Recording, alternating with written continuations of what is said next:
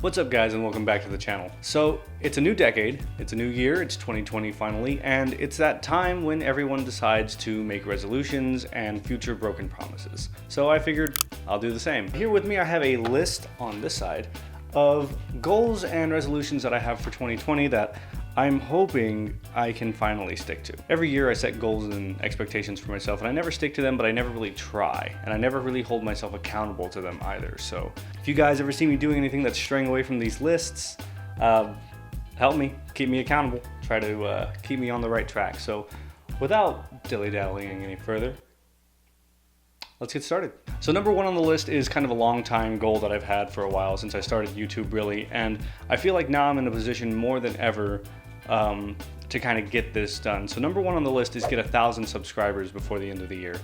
I usually lowball myself on these kinds of things just to play it safe. I'll set myself up for like 400 subs or like 500 subs or something really small, but this year I really want to try to go big. This year I really want to try to put all my effort into it and stick to YouTube, hold myself accountable, and try to get that 1,000 subs that I've been after for a very long time. And I feel like it's very feasible. I feel like 1,000 subs in a year is not a hard thing to ask for. So number one on the list, 1,000 subs. So number two on our list is the same thing as most people at this point in time, and it's going to be get in shape. Now more than ever, since my incident, it's important for me to be in good health and in good shape. I've really kind of just scooted by on my youth and kind of counted on my body to take care of itself, which is fine. Like I've gotten to that point. I'm young, my arteries aren't clogged, my body functions well. I'm a little stiff, but other than that, I'm basically healthy. Number three on the list is work somewhere that I enjoy. So right now I'm working for the car wash. I'm out of work because of the heart attack and all that bullshit, but when I go back, the idea is to either go back to that job and not stay long, or to, at some point while I'm out, find a job that I really enjoy doing, whether that be finally go full freelance, whether that be finally become a freelance cinematographer like I've always wanted to, or just find somewhere that I enjoy working more than where I am now, because if I stay there any longer, I'm probably just going to fall out of everything altogether like I did before, because work is just so discouraging and so demanding, and I really don't need to be working myself that hard to begin with. Number four on the list is more of a goal than a resolution. It's to learn to paint. I've always wanted to learn how to paint. I am like artistically inclined in some areas, but I just don't give the effort to it the way I should. So I've always wanted to learn how to paint, and with acrylics and oils and stuff like that. And I feel like if I just really sit down and put my time into it, it's something I could learn to do and learn to enjoy to do. So this year I want to learn how to paint. Kind of hand in hand with that last one, number five on the list is start playing guitar again. When I was younger, I used to play a lot of guitar, and I picked up guitar from my cousin, and he taught me some basic chords, and I went on from there. And then I joined a church choir, and that made me even more comfortable with the guitar.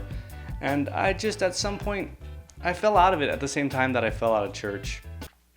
If I wasn't playing in the choir, there really wasn't a reason for me to have a guitar in my hand, because I didn't really play around with it that much to begin with. So it's something I want to pick back up. I have a beautiful Ovation guitar that's just going to waste in my closet, so at some point I'd like to pick back up guitar. Number six on my list is to minimalize my personal belongings. So I'm not a hoarder, but I am basically on the border of that, because I tend to hold on to things that I believe have strong sentimental value to me, and they do. A lot of things in my life do have strong sentimental value to me, but a lot of things too are like journals that I haven't fully written in because I think that one day I'm going to do it, or sketchbooks that I haven't drawn in for years but want to hold on to because they're old drawings that I did, or just simple little things that, like, I'm looking around the room right now and I'm seeing all kinds of stuff that just things that I hold on to that I'm just not willing to let go of. And having lost a parent young in my life, there's a lot of stuff that I have from my dad that I don't want to get rid of, that like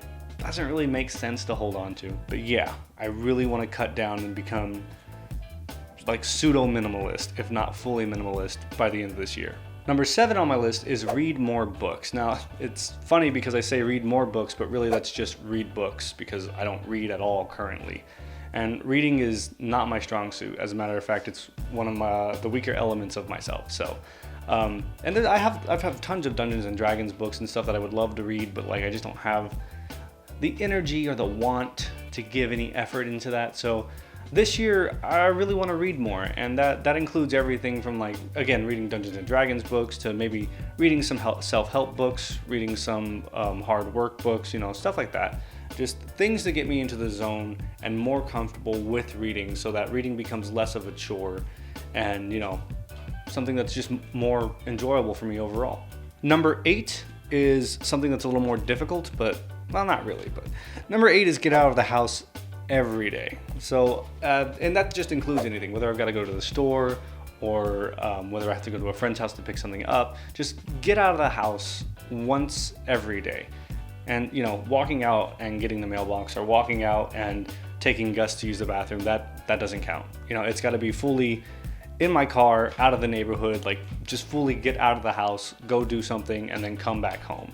Because I think that's going to really help me, you know, reset my mind when I feel stressed or when I'm trying to take on projects and they're starting to get real heavy on me. Just a good reset of getting out, experiencing, you know, outside and fresh air and stuff like that, then coming back in, recentering, refocusing, and getting down to work.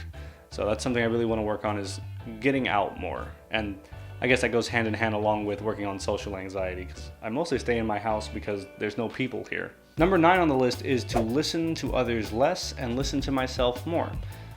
This basically really only applies to the content that I create. Well, it applies to other stuff too, but mostly the content I create, because when it comes to video making, I tend to get in my own head a lot. And, you know, if I tell Lorena an idea and she doesn't give me the proper response that I want, in my head, I just kind of trash the whole thing altogether, because I say, yeah, well, you know what, I'm not even going to bother with it because it didn't prompt the appropriate response that I was looking for. If I tell my friends an idea or the YouTube group an idea, and, you know, not everyone is like 100% go for it, I just get discouraged. Or if someone tells me something's wrong with my editing or something like that, I get upset, I try to change myself, I get uncomfortable, and I just stop altogether. So one thing I definitely need to work on this year is just take in what they say, but ultimately listen to myself and follow the ideals that I believe are correct and that are the right path.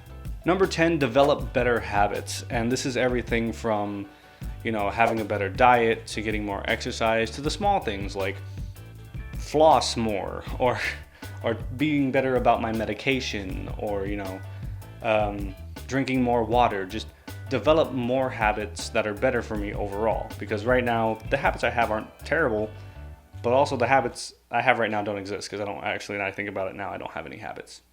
I really don't.